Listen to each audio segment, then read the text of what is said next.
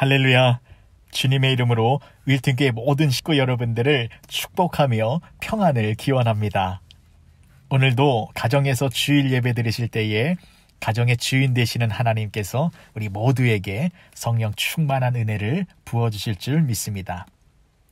오늘은 내 속에 근심이 많을 때라는 제목으로 하나님의 말씀 나누고자 합니다.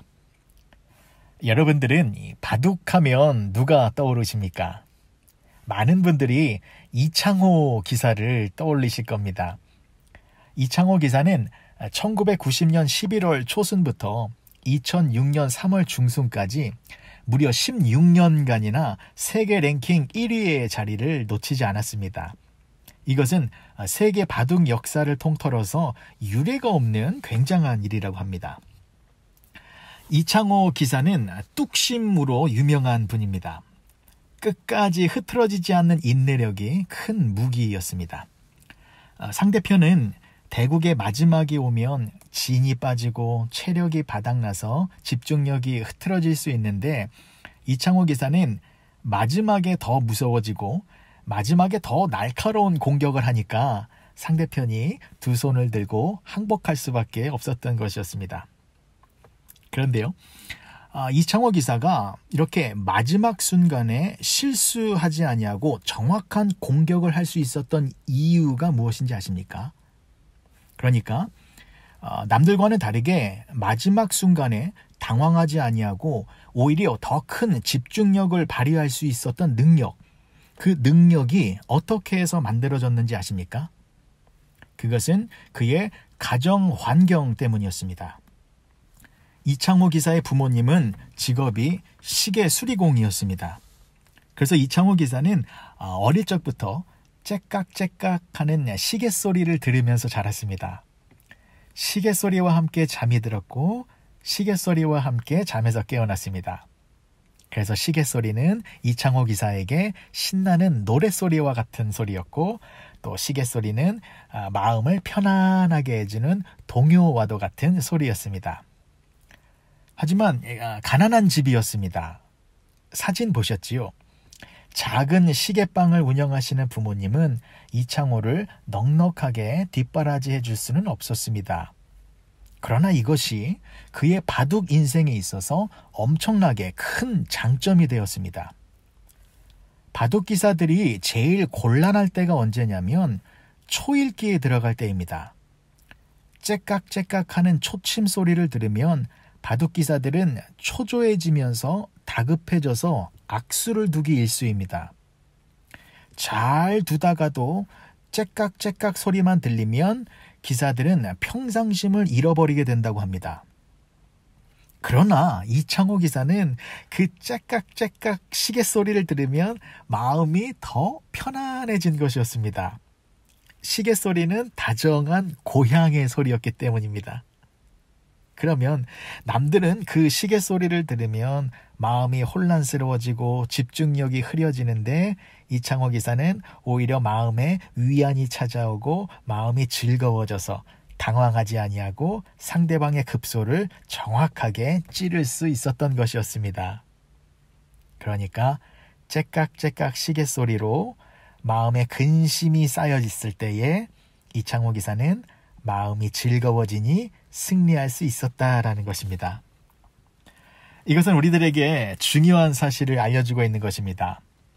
마음속에 근심, 걱정이 많을 때에 그때 마음이 즐거워지면 승리할 수 있게 된다라는 것입니다. 그러면 오늘 본문의 말씀을 다시 한번 읽어드리겠습니다. 시편 94편 19절의 말씀입니다. 내 속에 근심이 많을 때에 주의 위안이 내 영혼을 즐겁게 하시나이다. 오늘은 이 짧은 말씀 한 구절을 암송하셨으면 좋겠습니다.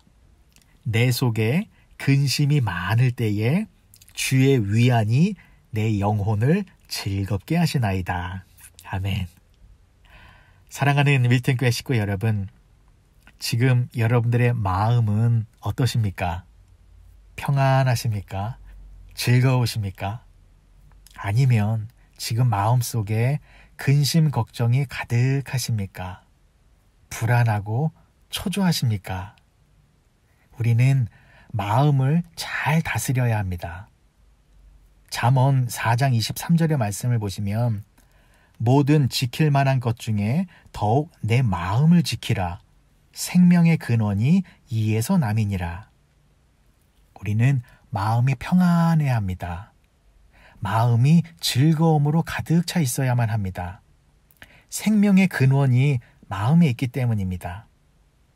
그런데 혹시 코로나 사태로 인하여서 경제적인 문제가 발생되어졌는데 이 문제를 빨리 해결해야 한다고 시간이 째깍째깍 되고 있지는 않습니까?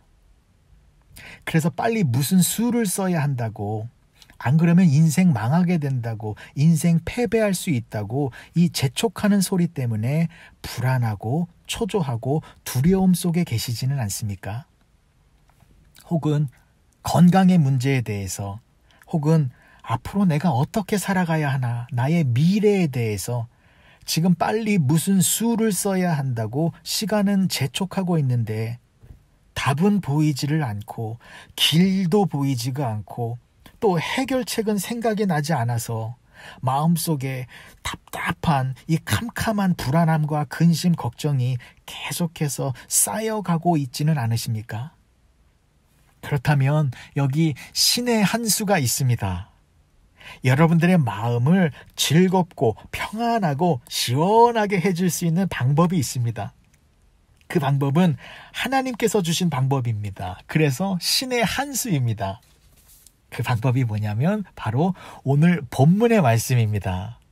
이 귀한 말씀을 다시 한번 큰 소리로 읽어보시겠습니다. 내 속에 근심이 많을 때에 주의 위안이 내 영혼을 즐겁게 하시나이다. 아멘. 내 속에 근심이 많을 때에 주님의 위로하심이 내 영혼을 즐겁게 해주십니다. 라는 것입니다. 주님의 위로하심, 주님의 함께하심, 주님의 은혜 주심, 예수님만이 우리 영혼에 즐거움과 평강을 주시는 것입니다. 그래서 내 인생에 문제가 생겼을 때에, 마음에 근심이 많아졌을 때에 예수님의 위로하심을 경험하게 되면 그때 담대함이 생기고 그때 문제 해결의 방법이 정확하게 보이게 되는 것입니다. 그래서 우리는 예수님으로 말미암아 우리 인생의 대국을 언제나 승리로 만들어갈 수 있다라는 것입니다. 꼭 기억하셨으면 좋겠습니다. 갑작스럽게 문제가 생기면 아마 여지없이 째깍째깍 다그치는 소리가 들리게 될 것입니다. 그 소리 들으면 마음이 불안해집니다.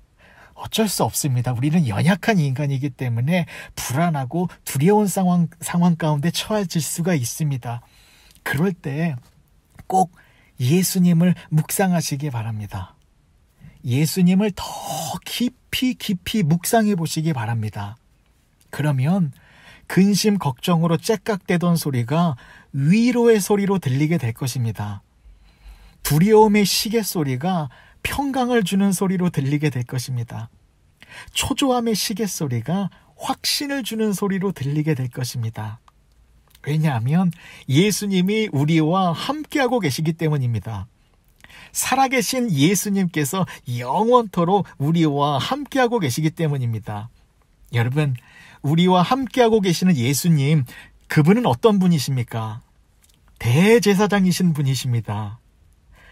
지난 수요일에 드렸던 이 말씀으로 시작하는 하루의 메시지를 다시 한번 들어보시기 바랍니다.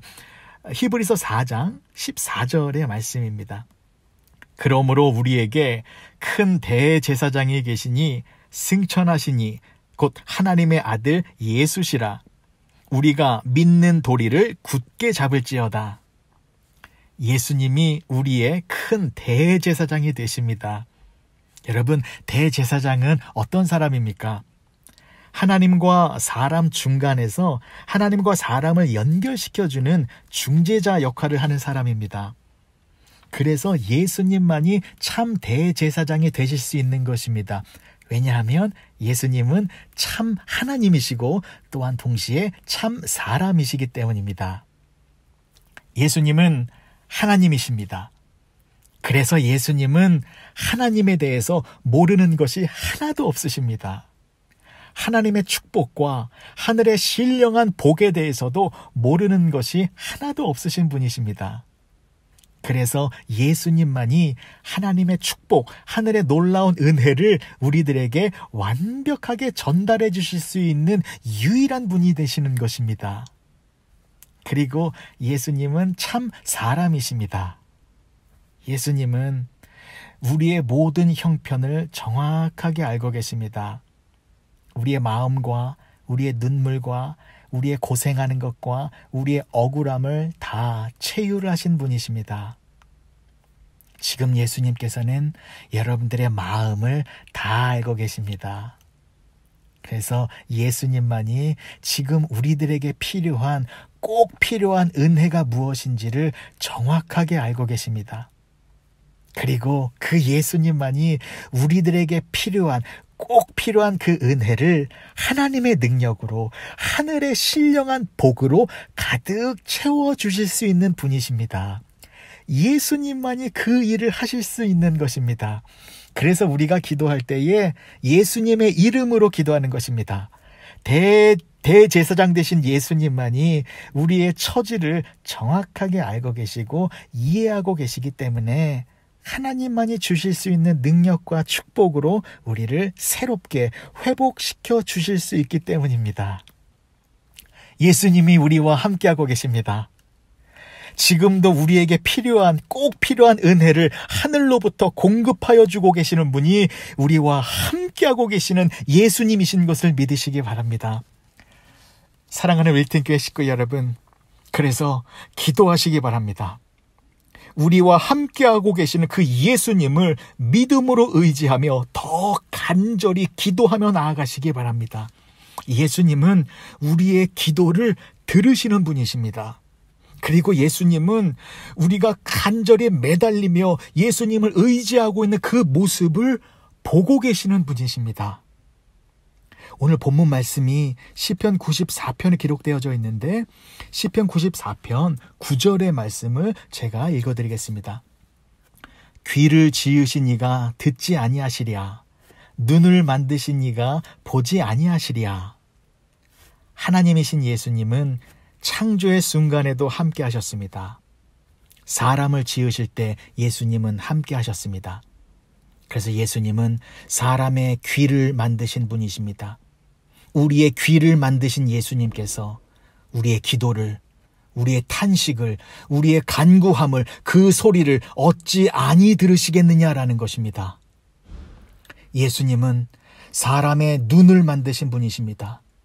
우리의 눈을 만드신 예수님께서 우리가 고통 중에 있는 모습, 억울한 일을 당하고 있는 모습, 예수님만을 믿음으로 붙들고 있는 우리의 이 애절한 모습을 어찌 보시지 않겠느냐라는 것입니다. 기도하시기 바랍니다. 예수님께서 다 듣고 계십니다.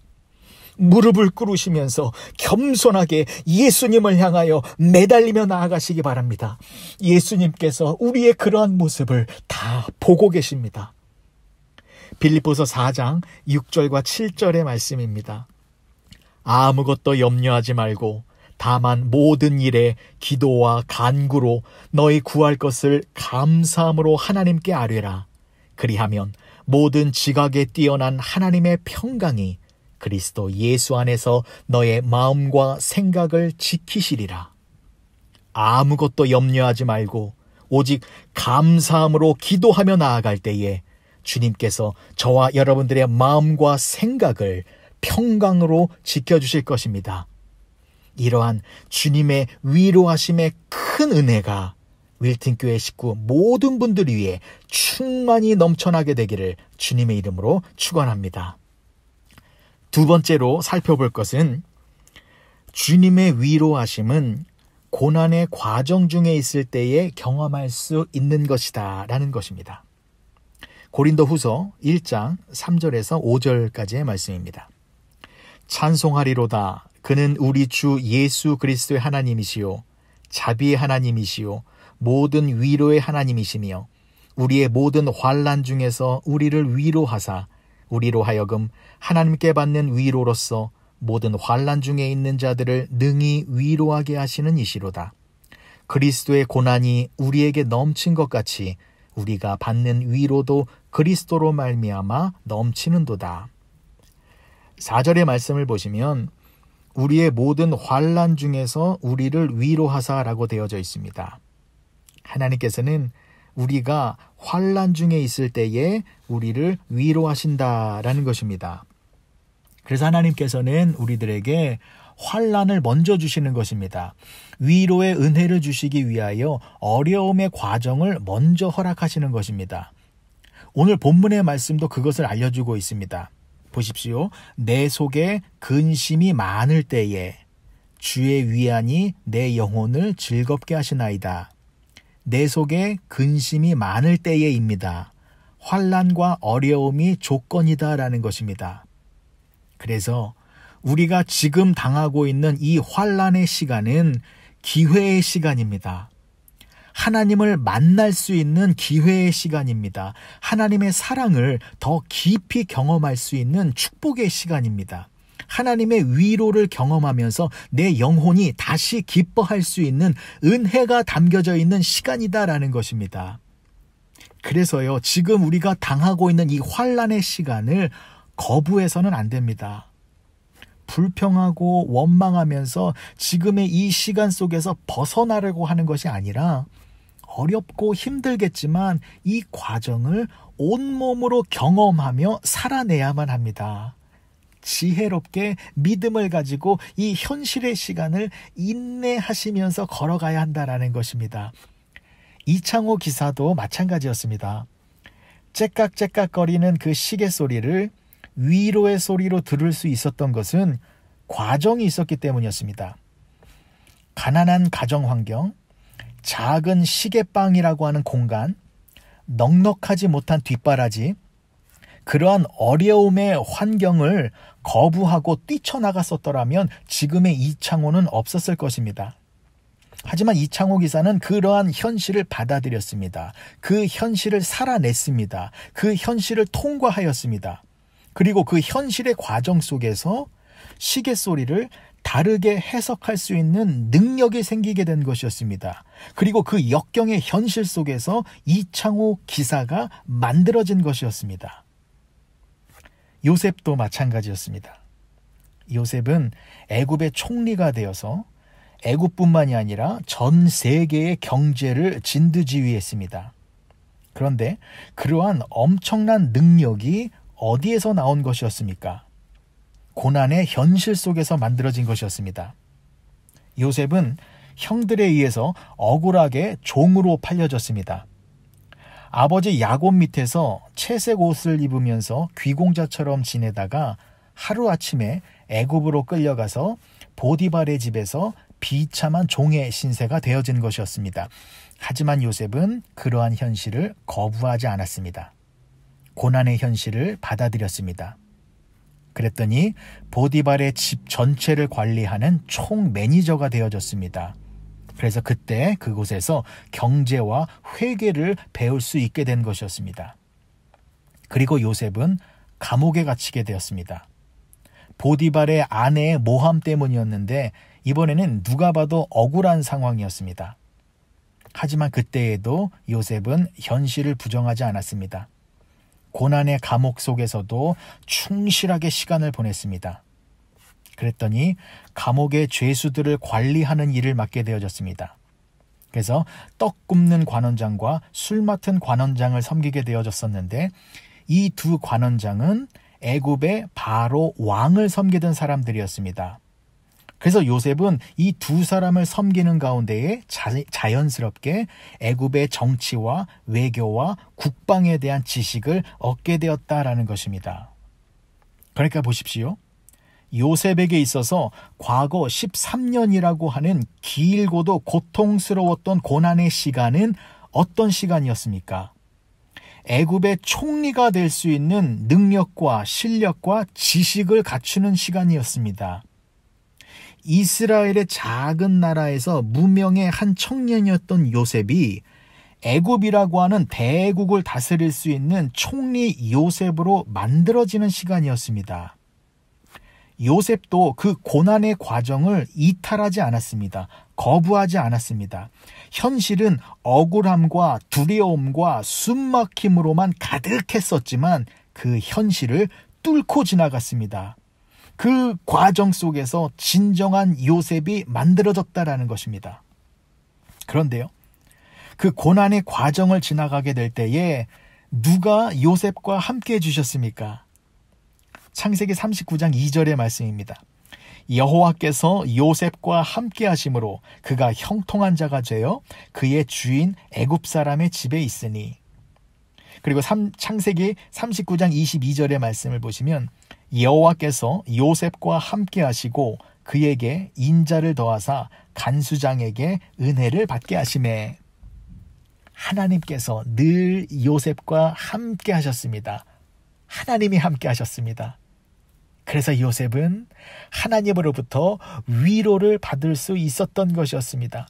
고난의 현실 속에서 하나님의 위로를 받으니 기뻐하며 그 현실을 이겨낼 수 있었다라는 것입니다.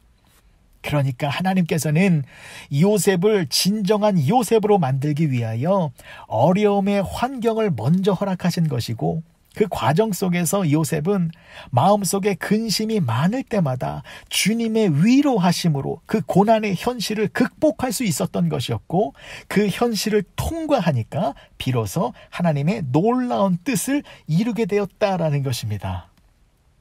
사랑하는 윌튼교회 식구 여러분, 지금 우리가 보내고 있는 이 현실의 시간은 축복의 시간입니다.